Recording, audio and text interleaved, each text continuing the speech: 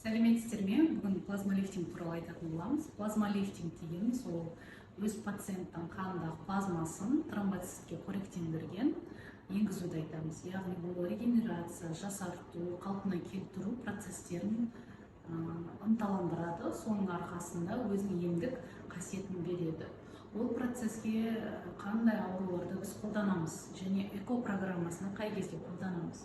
Эко программасында ММТ жұқа болады ғой кейбір пациенттерде, сондай кезде қолданамыз, және де гинекологиялық интимді бұлшықеттердің әлсіздігі кезінде, босанудан кейінгі тыртықтың пайда болуы, немесе қандай да бір созылмалы қабыну процестері болса, қынаппен жатырда сол кезде қолданамыз. Ол туралы сіздер естіген боларсыздар.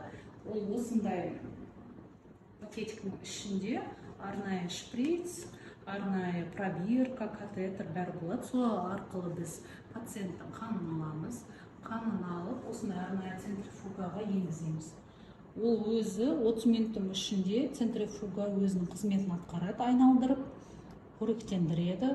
Сол дайын болған плазманы біз пациенттің қынапқа немесе жатырдың ішіне қолданамыз. Ол үшін больницада жатудың қажеті жоқ. 10-20 минут алатын процедура.